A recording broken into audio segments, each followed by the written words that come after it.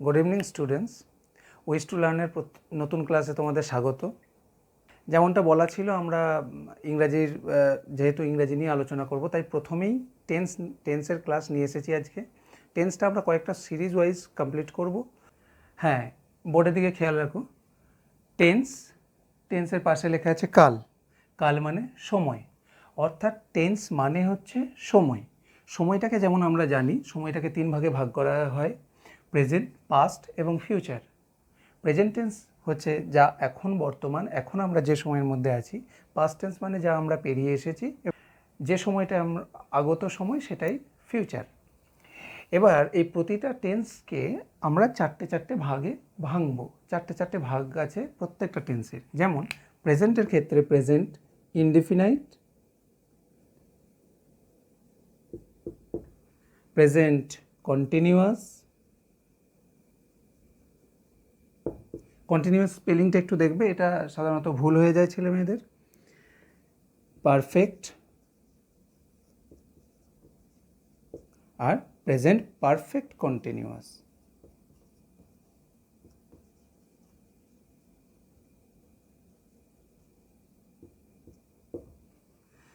তাহলে প্রেজেন্ট টেন্সের ক্ষেত্রে আমরা 4টে ভাগ পেলাম: present indefinite, present continuous, present perfect continuous. এই একইভাবে 4টে করে ক্লাসিফিকেশন আমরা পাস্ট টেন্সেও পাবো। একইভাবে, আমি আর লিখছি না, একইভাবে আমরা ফিউচার টেন্সেও এই 4টে ক্লাসিফিকেশন আমরা পাবো। এরপর এক এক করে আমরা যতটা পারবো আমরা টেন্সটা ইন্ডিভিজুয়ালি আমরা দেখব। প্রেজেন্ট ইনডিফিনাইট কীভাবে তৈরি হচ্ছে, কোথায় ব্যবহার হচ্ছে, present continuous, present perfect continuous, সবটাই। প্রেজেন্ট ইনডিফিনাইটের বাংলা লেখা হয়েছে সাধারণ বর্তমান। সাধারণ বর্তমান মানে একটু বলে দিই। প্রেজেন্ট ইনডিফিনাইটের ক্ষেত্রে সাধারণ বর্তমান হচ্ছে বর্তমানে যে জিনিসগুলো সাধারণভাবে ঘটে, যে জিনিসগুলো নর্মালি হয়ে চলেছে। রাম ভাত খায়, সে স্কুলে যায়, আমি গান করি, এই ধরনের নর্মালভাবে যে জিনিসগুলো ঘটে চলেছে, সেগুলোই আমরা সাধারণ বর্তমানের মধ্যে ধরি। আচ্ছা, এক্ষেত্রে একটু বলে দিই, তোমরা যারা মাধ্যমিক স্টুডেন্ট আছো তাদের ক্ষেত্রে তোমরা নিশ্চয়ই জানো যে টেন্সের আলাদা করে তোমাদের গ্রামারের মধ্যে কারেক্ট ফর্ম অফ ভার্বের একটা 3টে ফিল ইন দ্য ব্ল্যাঙ্কস করতে হয়। সেই ফিল ইন দ্য ব্ল্যাঙ্কসের জন্যও কিন্তু তোমাদের টেন্সটা ভীষণভাবে ইম্পর্টেন্ট। তাছাড়া যারা কম্পিটিটিভের জন্য প্রিপেয়ার হচ্ছে তাদের ক্ষেত্রেও তো টেন্স অবশ্যই প্রয়োজন। তাই এই টেন্সের ক্লাসটা কিন্তু সর্বসাধারণের জন্যই। আচ্ছা, এক্ষেত্রে আমরা দেখি তাহলে। সর্বপ্রথম আমরা কিন্তু ব্যবহার দেখব অবশ্যই, কারণ ব্যবহার না জানলে তুমি কিন্তু তার প্রয়োগ করতে পারবে না। কখন কোন ক্ষেত্রে প্রেজেন্ট ইনডিফিনাইটের প্রয়োজন, সেটা তুমি যদি না জানো, তাহলে কিন্তু তুমি তার প্রয়োগটা করতে পারবে না।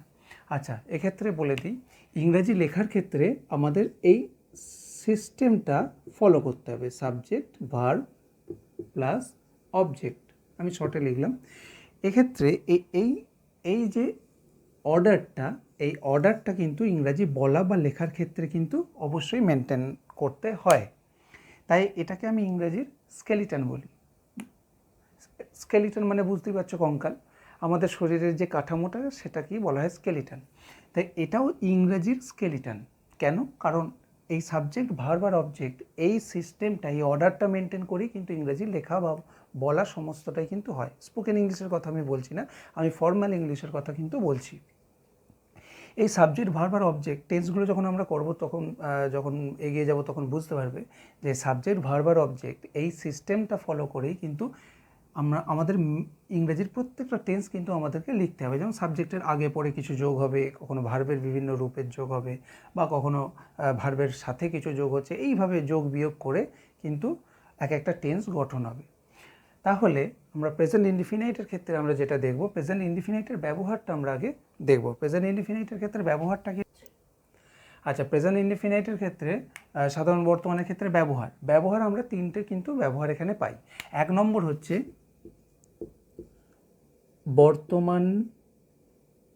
বর্তমানের সাধারণ ঘটনার বিবরণ। 2 নম্বর হচ্ছে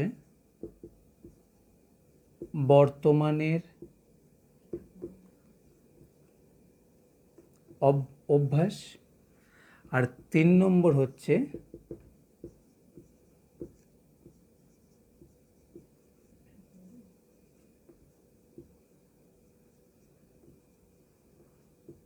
বৈজ্ঞানিক সত্য ঘটনার বিবরণ।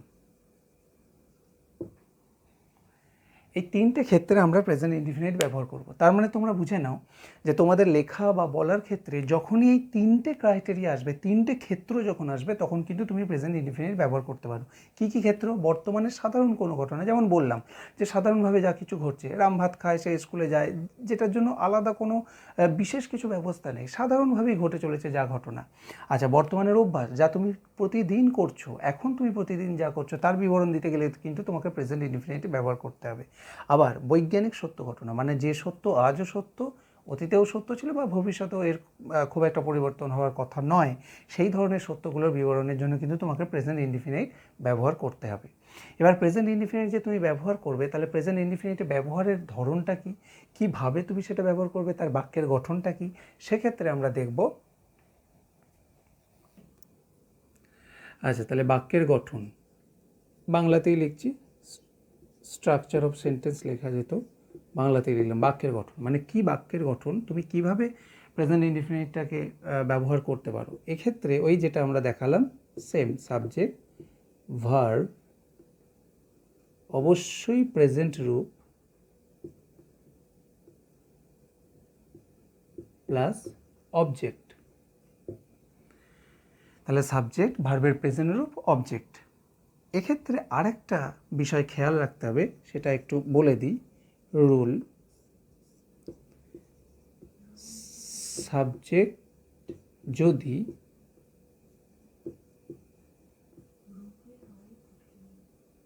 থার্ড পারসন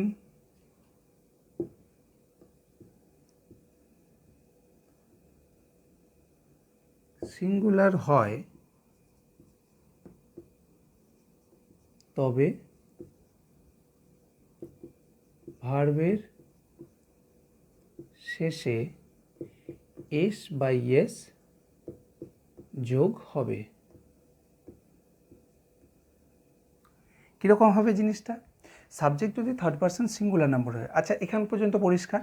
আমরা বাক্যের গঠন তাহলে কী পাচ্ছি? সাবজেক্ট, ভার্বের প্রেজেন্ট রূপ, অবজেক্ট, মানে subject plus V1 plus object. V1 মানে ভার্বের প্রেজেন্ট রূপ। আচ্ছা, রুল আমরা কী পাচ্ছি? সাবজেক্ট যদি থার্ড পারসন সিঙ্গুলার নাম্বার হয় তাহলে ভার্বের শেষে এস বা ইয়েস যোগ হবে। তাহলে সিঙ্গুলার নাম্বার, তাহলে আমাদের একটু এই থার্ড পারসন সিঙ্গুলার নাম্বারের বিষয়টা একটু দেখে নিতে হবে। পার্সনটা একটু ছোটো করে আমরা খুব শর্টে দেখে নেব। পার্সনটা কীভাবে হচ্ছে না, আমরা জানি যে তিনটে পার্সন আছে। ফার্স্ট পার্সন,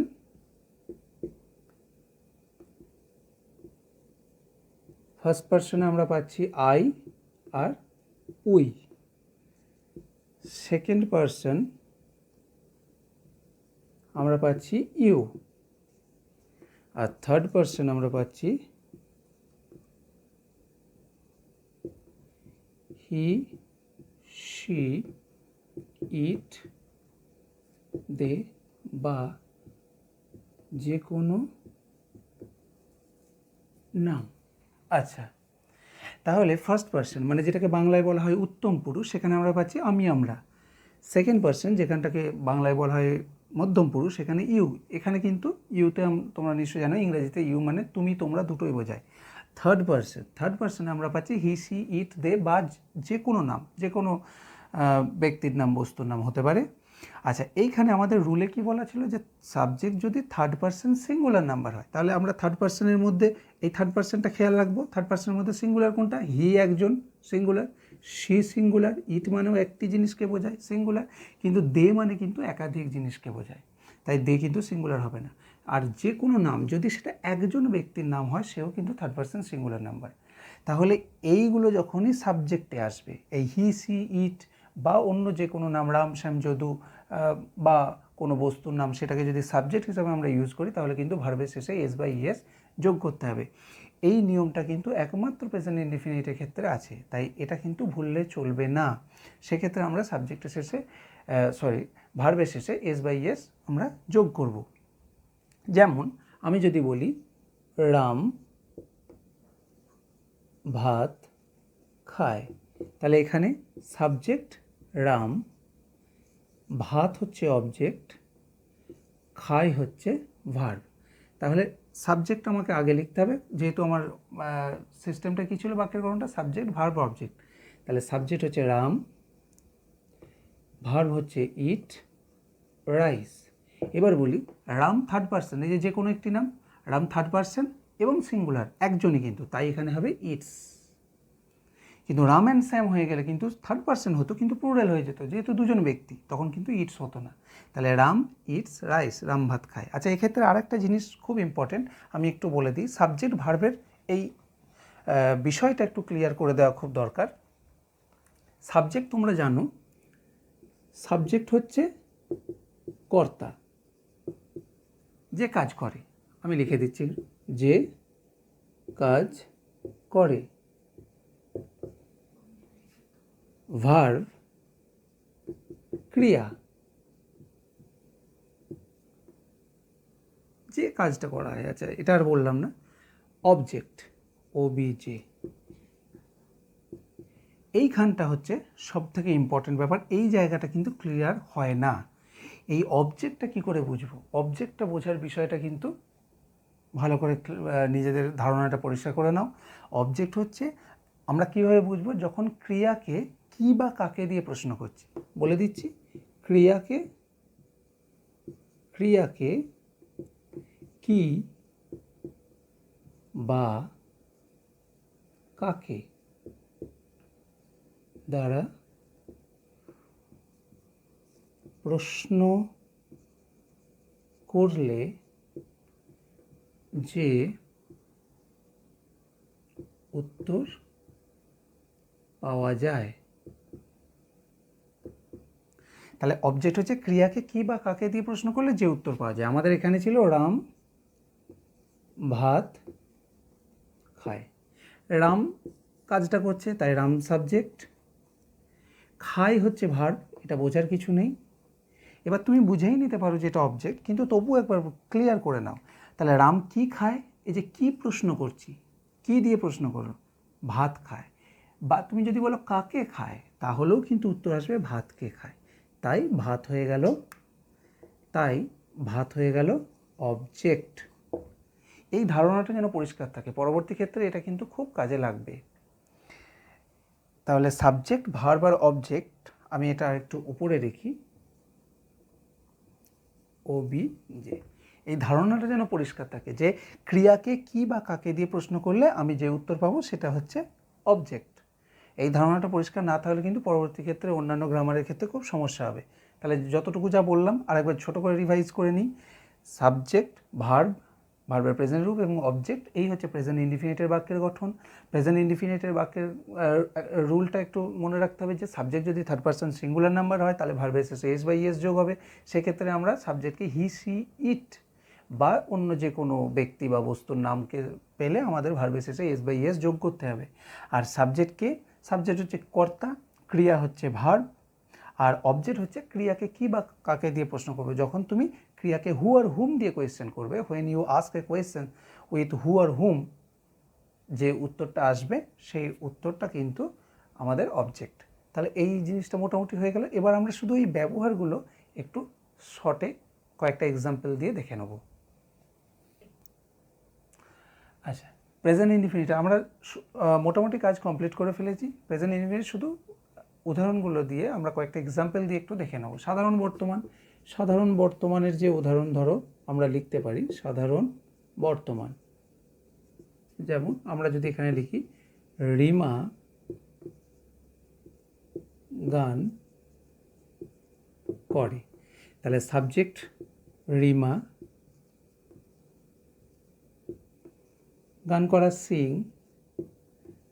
এ সং, তাই তো? কিন্তু যেমনটা বললাম Rima third person singular number, তাই এখানে সিংস হবে। এটা সাধারণ বর্তমান। এবার যদি বর্তমানের অভ্যাস বলি,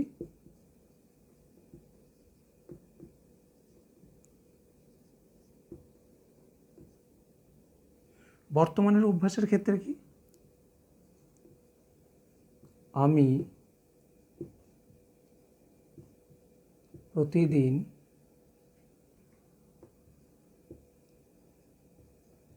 সকালে ফুটবল খেলি।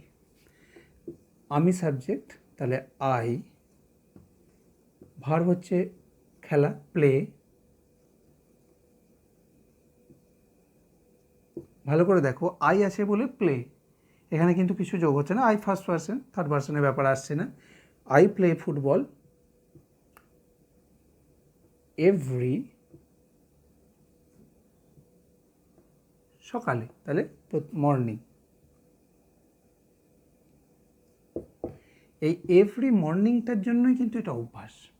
এই এভরি কথাটার জন্য বিশেষ করে এটা কিন্তু অভ্যাস। তাহলে I play football every morning হয়ে গেল বর্তমানের অভ্যাস। এই ধরনের যত অভ্যাস আছে সবই কিন্তু এই একই সিস্টেমে লেখা হবে, এই একই system, subject V1 object, just এটা মনে রাখবে আর এই অনুযায়ী প্র্যাকটিস করো।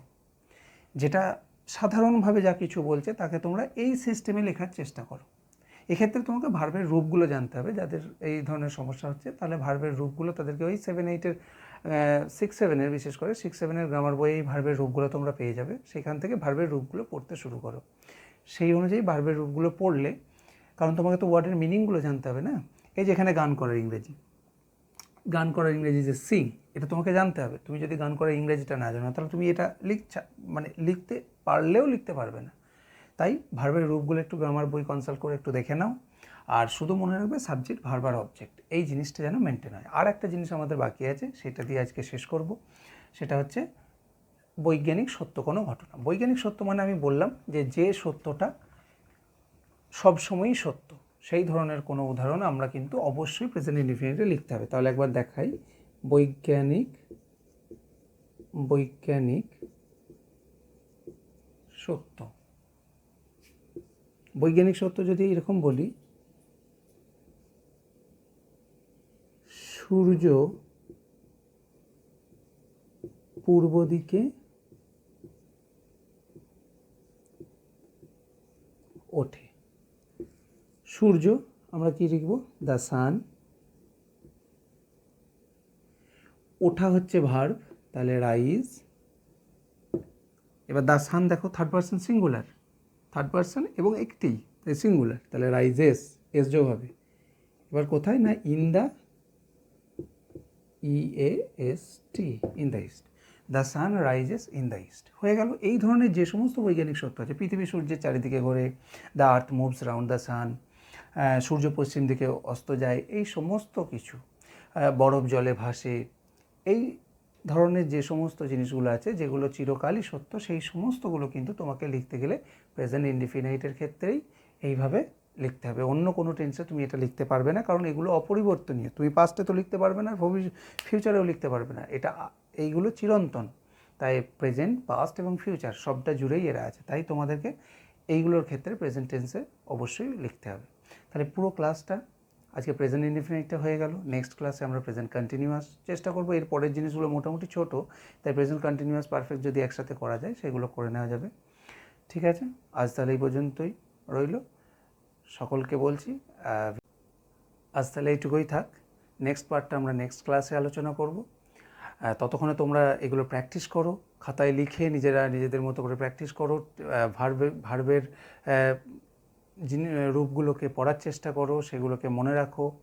আর সাথে সাথে নেক্সট ক্লাস যখন নিয়ে আসবো তখন তোমরা নেক্সটগুলো তোমাদের ততদিনে যেন এইটা ক্লিয়ার হয়ে যায়। অবশ্যই নেক্সট ক্লাস যতক্ষণে আসবে ততক্ষণে যেন তোমাদের প্রেজেন্ট ইনডিফিনিটে কোনো ডাউট না থাকে।